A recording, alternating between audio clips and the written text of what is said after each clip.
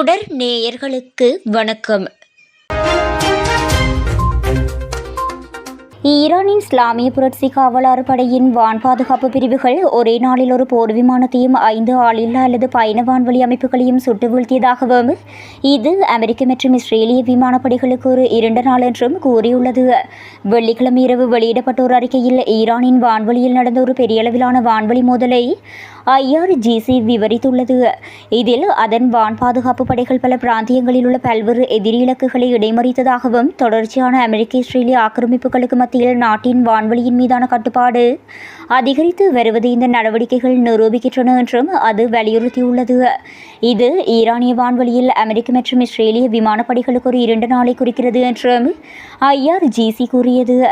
ஈரானின் வான் பாதுகாப்பு படைகளின் தொடர்ச்சியான புதுமையான நீடித்த மற்றும் துல்லியமான கண்காணிப்பின் மூலம் நாட்டின் வான்வழி பகை விமானங்களுக்கு மேலும் பாதுகாப்பற்றதாக மாறும் என்றும் அது மேலும் தெரிவித்துள்ளது. ரியாத்தில் உள்ள அமெரிக்க தூதரகத்தின் மீது கடந்த மார்ச் 3ஆம் தேதி நடத்தப்பட்டதாக கூறப்படும் ட்ரோன் தாக்குதலில் தங்களுக்கு எந்த தொடர்பும் இல்லை என்று ஈரானின் இஸ்லாமிய புரட்சிகர காவல்படை மறுத்துள்ளது. அத்துடன் இந்த சம்பவத்திற்கு இஸ்ரேல் தான் காரணம் என்று அது குற்றம் சாட்டியுள்ளது. சவுதி அதிகாரிகள் ஒப்புக்கொண்டதை விட இந்த தாக்குதல் அதிக சேதத்தை ஏற்படுத்தியதாக த வால் ஸ்ட்ரீட் ஜேர்னல் செய்தி வெளியிட்டதை தொடர்ந்து இந்த அறிக்கை வந்துள்ளது. இந்த அறிக்கையை நிராகரித்த IRGC இந்த தாக்குதலுக்கு ஈரானிய ஆயுதப்படைகளுடன் முற்றிலும் எந்த தொடர்பும் இல்லை என்று கூறியது. அத்துடன் இஸ்ரேலின் பிராந்திய உத்தியை கருத்தில் கொண்டு இது நிச்சயமாக சியோனிஸ்டுகளால் நடத்தப்பட்டது என்றும் கூறியது. பிராந்தியத்தில் சியோனிச ஆட்சியின் கலக செயற்பாடு குறித்து முஸ்லிம் நாடுகளை எச்சரித்ததோடு பிராந்தியத்தை சீர்குலைத்து அளிக்கும் அமெரிக்க சியோனிச இயக்கத்தின் கலக நோக்குக்கு எதிராக அதன் அண்டை நாடுகள் வெளிப்புடன் இருப்பது அவசியம் என வலியுறுத்தியது. பிரான்ஸ் நாட்டைச் சேர்ந்த நிறுவனத்துக்கு சொந்தமான கப்பல் ஒன்று ஹோர்முஸ் நீரிணையை வெற்றிகரமாக கடந்துள்ளதாக சர்வதேச ஊடகங்கள் செய்தி வெளியிட்டுள்ளன. மோதல் தொடங்கியதிலிருந்து இந்த நீர்வழி பாதையை கடந்து செல்லும் ஒரு பெரிய மேற்கு ஐரோப்பிய நிறுவனத்திற்கு சொந்தமான முதல் கப்பல் இதுவே என கப்பல் போக்குவரத்து ஆய்வாளர்களான கெப்லர் உறுதிப்படுத்தினார். மேலும் சர்வதேச எண்ணெய் விநியோகத்தின் முக்கிய வழிபாதையான ஹோர்முஸ் நீரிணையை ஈரான் முடக்கியதுடன் அதனை ஈரான் தனது கட்டுப்பாட்டுக்குள் கொண்டு வந்தது. கப்பல் போக்குவரத்துக்கு முக்கிய பாதையான ஹோர்முஸ் நீரிணை முடக்கப்பட்டதால் கச்சா எண்ணெய் விநியோகம் கடுமையாக பாதிக்கப்பட்டுள்ளது. இந்நிலையில் பிரெஞ்சு நிறுவனமான CMA GCMக்கு சொந்தமான மால்டா கொடியேற்றப்பட்ட கொள்கலன் கப்பல் ஹோர்முஸ் நீரிணையை கடந்தது என அந்நிறுவனத்துக்கு சொந்தமான BFM TV ஊடாக அமைப்பு வெள்ளிக்கிழமை உறுதிப்படுத்தியது. ஈரான் மற்றும் வளைகுடா பகுதியில் சுட்டு வீழ்த்தப்பட்ட 2 அமெரிக்க போர் விமானங்களில் ஒன்றிலிருந்து மாயமான அமெரிக்க விமானியை ஈரான் படைகள் தீவிரமாக தேடி வருகின்றன. அமெரிக்க ஜனாதிபதி டொனால்ட் ட்ரம்ப் மற்றும் பாதுகாப்பு செயலர் பீட் ஹெக்ஸத் ஆகியோர் வான்வழி முழுவதும் அமெரிக்காவின் கட்டுப்பாட்டில் இருப்பதாக கூறி வருகின்றனர். ஈரானில் அமெரிக்க ராணுவ வீரர் ஒருவர் உயிருடன் பதுங்கியிருப்பது உள்நாட்டில் போருக்கு குறைவான ஆதரவே உள்ள நிலையில் வாஷிங்டனுக்கு பெரும் சவாலாக மாறியுள்ளது. எதிரி படைகளை பிடிப்பவர்களுக்கு அல்லது கொள்பவர்களுக்கு பாராட்டு வழங்கப்படும் என அந்த பிராந்திய ஆளுநர் தெரிவித்துள்ளார். இந்த யுத்தம் ஆட்சி மாற்றத்திலிருந்து விமானிகளை தேடும் படலமாக குறைந்துவிட்டது என்று ஈரான் நாடாளுமன்ற சபாநாயகர் முகமது பாகர் கலீஃபா எக்ஸ் தளத்தில் பதிவிட்டுள்ளார்.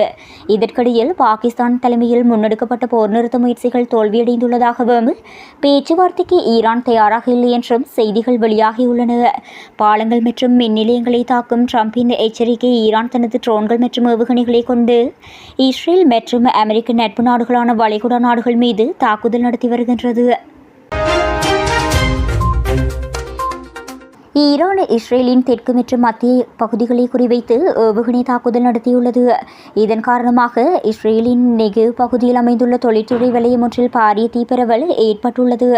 அத்துடன் இஸ்ரேலிய தீயணைப்பு படையினர் தற்போது கட்டுப்பாட்டுக்குள் கொண்டு வந்துள்ளனர். ஈரானில் இருந்து ஏவப்பட்டதாக அடையாளம் காணப்பட்ட ஏவுகணைகளை இடைமறிப்பதற்காக வான் பாதுகாப்பு அமைப்புகள் செயற்படுத்தப்பட்டதாக இஸ்ரேலிய இராணுவம் கூறியுள்ளது.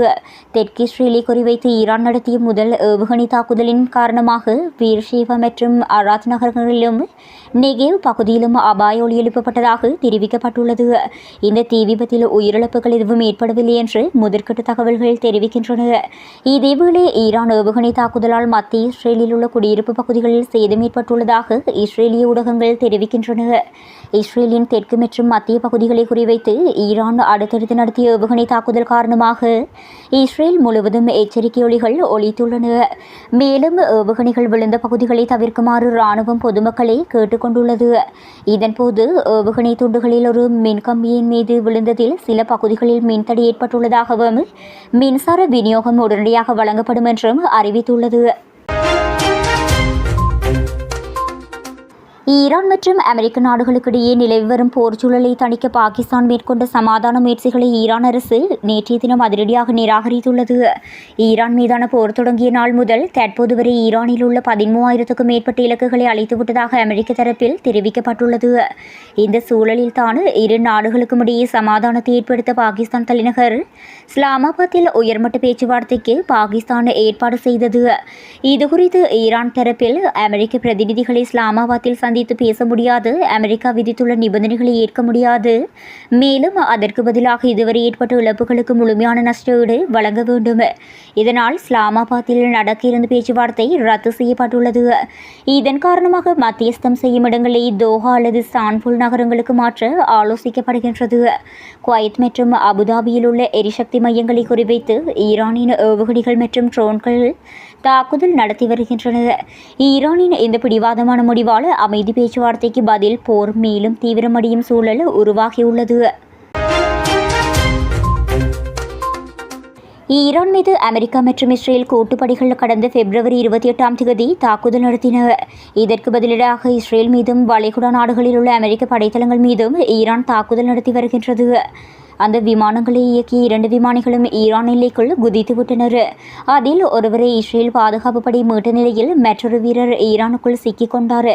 இந்நிலையில் சம்பந்தப்பட்ட அமெரிக்க விமானியின் தாயார் எக்ஸ் தளத்தில் பதிவு ஒன்றை வெளியிட்டுள்ளார். அதில் ஈரானில் சுட்டு வீழ்த்தப்பட்ட 2 F-15 போர் விமானங்களை இயக்கிய விமானிகளுக்காக பிரார்த்தனை செய்யுங்கள். அதில் எனது மகனும் ஒருவர். இதுவரை எனது மகனிடமிருந்தோ அல்லது இராணுவத்திடமிருந்தோ எனக்கு எந்த தகவலும் வரவில்லை. அவரது இந்த பதிவிற்கு பாகிஸ்தான் மற்றும் தென்னாப்பிரிக்காவில் உள்ள ஈரான் தூதரகங்கள் பதிலளித்துள்ளன. அமெரிக்க மீட்பு குழுக்களால் அவர் கண்டுபிடிக்கப்படுவதை விட ஈரானால் பிடிக்கப்பட வேண்டும் என்று வேண்டிக் கொள்ளுங்கள். முஸ்லிம்களாகவும் நாகரிகமான ஈரானியர்களாகவும் காவலில் உள்ள கைதிகளை கண்ணியத்துடனும் மரியாதையுடனும் எப்படி நடத்துவது என்று எங்களுக்கு தெரியும் என்று பதிவிடப்பட்டுள்ளது. மேலும் தென்னாப்பிரிக்காவில் உள்ள ஈரான் தூதரகம் வெளியிட்டுள்ள பதிவில் மனிதாபிமான சட்டங்கள் எழுதப்படுவதற்கு நீண்ட காலத்திற்கு முன்பே ஈரானில் போர் கைதிகளுக்கான உரிமைகள் வரையறுக்கப்பட்டிருந்தன. எங்களிடம் ஒரு ஈரானிய நாகரிகம் உள்ளது, நாங்கள் அமெரிக்காவைப் போல கற்காலத்தில் வாழ்பவர்கள் இல்லை என்று பதிவிடப்பட்டுள்ளது. அமெரிக்காவும் இஸ்ரேலும் இணைந்து தெற்கு ஈரானில் உள்ள புஷேர் அணுமின் நிலையத்தை குறிவைத்து நேற்றைய தினம் வான்வழி தாக்குதல்களை நடத்தியுள்ளது. ஈரானின் அணுசக்தி அமைப்பின்படி எக்ஸ் சமூக ஊடக தளத்தில் அதிகாரப்பூர்வ கணக்கு மூலம் தெரிவிக்கப்பட்டுள்ளது. இந்த வெடிப்பின் காரணமாக அந்த இடத்தில் பணியிலிருந்த பாதுகாப்பு ஊழியர் உயிரிழந்ததாகவும் கூறப்படுகின்றது. பிப்ரவரி 28 முதல் புஷேர் அணுமின் நிலையத்தின் மீது நடத்தப்பட்ட 4வது தாக்குதல் இதுவாகும். தாக்குதலை அமெரிக்காவும் இஸ்ரேலும் உறுதிப்படுத்தவில்லை என்று வெளிநாட்டு ஊடக அறிக்கைகள் கூறுகின்றன. வெளிநாட்டு ஊடக அறிக்கைகளின்படி அணுமின் நிலைய வளாகங்கள் மற்றும் அதனை சுற்றியுள்ள பகுதிகள் ஒருபோதும் தாக்கப்படக்கூடாது என்று உலக அணுசக்தி கண்காணிப்பு அமைப்பு வலியுறுத்தியுள்ளது. அணுவிடயத்தை தடுக்க இராணுவம் மிகுந்த நிதானத்தை கடைபிடிக்க வேண்டும் என்றும் உலக அணுசக்தி கண்காணிப்பு அமைப்பு அழைப்பு விடுத்துள்ளது.